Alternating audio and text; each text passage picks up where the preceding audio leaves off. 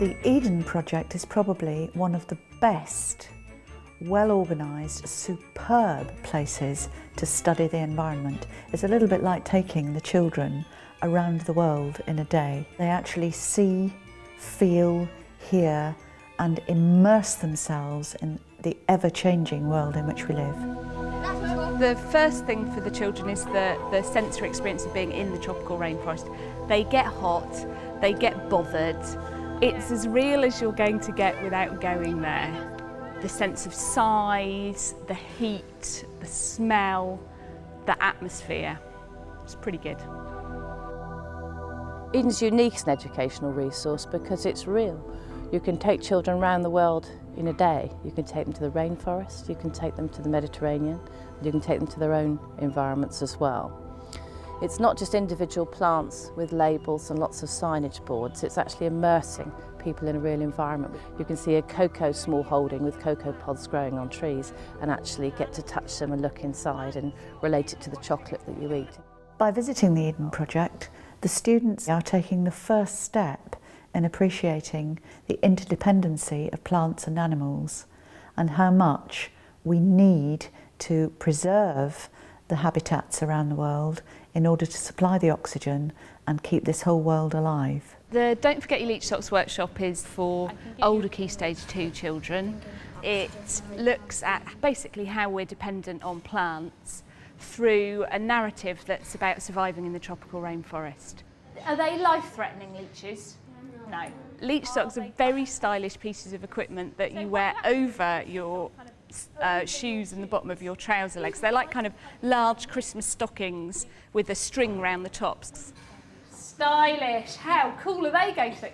Brilliant. Have a look at these plants and think about how you could use them for food, water and shelter.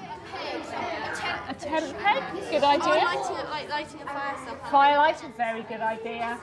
After they've practiced with some real plants and things in the education centre, they head off to the tropical rainforest to go and seek out useful plants. And does anybody recognise this plant? Is it banana? Well done, it's a banana plant. So this one would be good for food and water and shelter, wouldn't it? Can be what? Eaten. A lot of kids think plants are boring, they don't move, they don't do very much. I've spoken to so many children over the years and you say, what's photosynthesis? And they go, carbon dioxide and sugar and get it all mixed up. And there's this basic concept that what children don't learn from the age dot is that plants keep them alive. Plants produce our oxygen, they provide our clothes, they provide our food, they provide our fuel, they provide our shelter. And as well as that, they do things like control global warming. One particular child in the class, he doesn't appear to enjoy school and kind of in English and maths lessons he switches off. When we actually got there yesterday, I was so surprised at the amount of interaction he had with the guide and the actual things he knew. So it's obviously something that really inspired him. Our objectives in the broadest terms are to change the world, really. Eden Project isn't about saying, oh, isn't the environmental crisis all terrible and we're all doomed. We want to show people how we're connected to the wider world, both the natural world and the people in the wider world. Children learn best if they can experience something firsthand, and they can take this back to the classroom and reflect on a real situation, not an imaginary one. So when you are discussing the desert, savannah, rainforest, oceans, they will have been there and seen for themselves.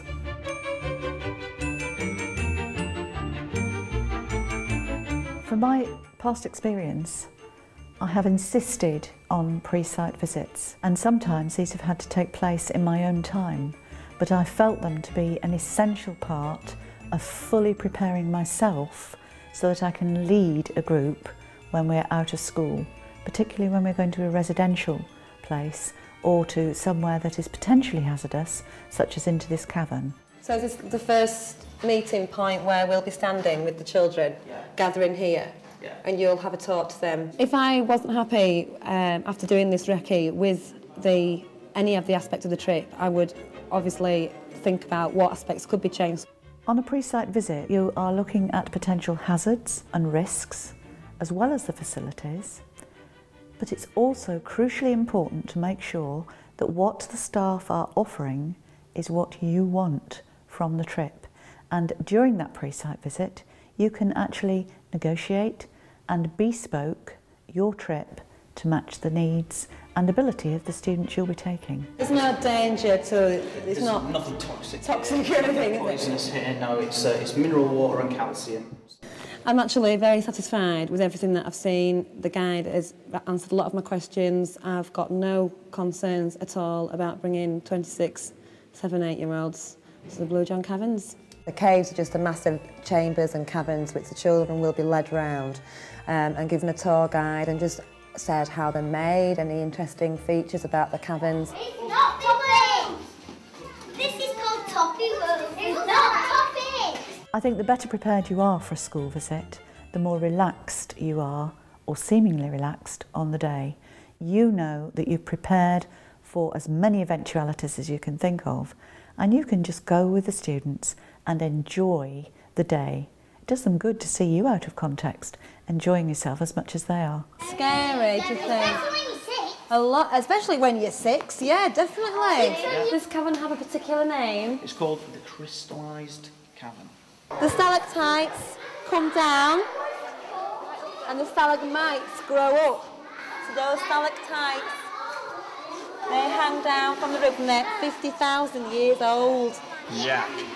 So far, brilliant. The children are absolutely taken aback by it all. A bit hesitant at first, a bit nervous, but they were absolutely fine once we got into the cave, and they're full of questions and very good indeed.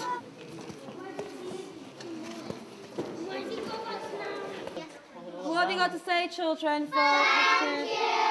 Yes, thank you for having a look down. The whole experience for them, were, you know, I think they just enjoyed it from the moment they stepped into the caves to the moment they came out.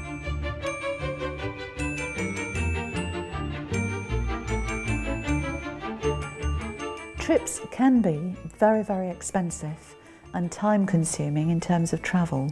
And if you have got something like Spitalfield Farm, which is within walking distance of the school, then that is an excellent resource.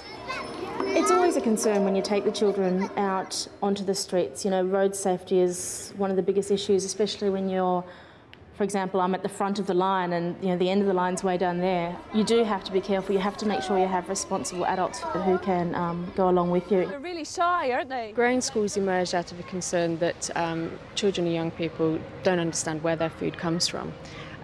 Or how it's produced, or how it arrives in the supermarkets.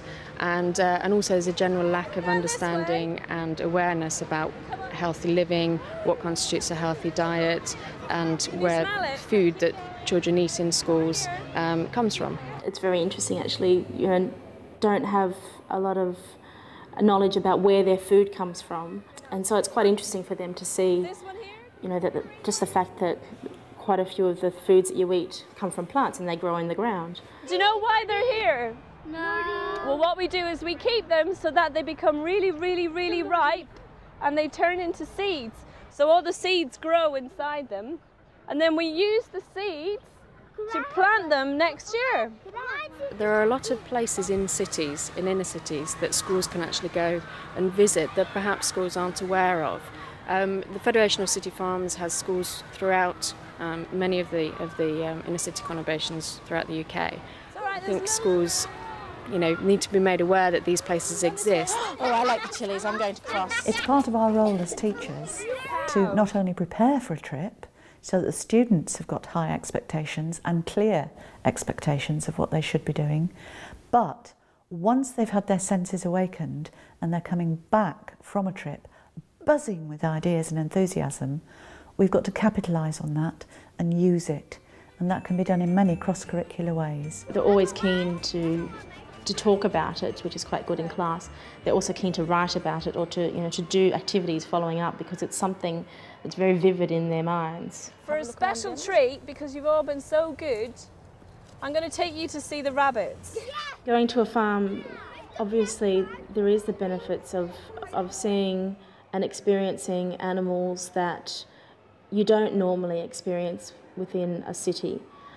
and letting them touch them and be involved with them. Also, it just gives them that knowledge and direct sort of experience rather than seeing them on a TV or in a book. I mean, just even the thing like today when the smell of the manure. I mean, you can talk about it and you can show them pictures and tell them that they use manure to fertilise plants, but actually experiencing it's really beneficial. This is a trip to the National Arboretum at Westonbirt. It's really excellent. It's demystifying maths in a very practical and different way. The Arboretum started in around 1829, started by a gentleman called Robert Holford, who owned the very large house across the road. Basically, Jenny proposed the idea of having a numeracy trail, and we worked on that. We took a walk round and sort of using my knowledge of the Arboretum and hers of numeracy, we came up with an idea of a range of different worksheets that can be done. And then Jenny worked on some and I worked on some, and basically it was taken from there. Okay, we've arrived in Lime Avenue. Tell me what you can see. Have a look. Look that way, look up this way. What can you see? We're calculating the distances between trees so that we can go back and make some bar charts. Have a look. Let's see if we can count how many trees. You see the autumn tree over to the right there? That's where we came in. So we're going to number all of these trees to make sure that we know which trees we're counting, which ones we're talking about. 1, 2, 3, 4. We've used it 2 or 3 times already, and I'm sure there'll be lots of schools around the area and indeed further afield who, once they know about it, will see the benefit. There's a huge amount of numeracy work that we can do here.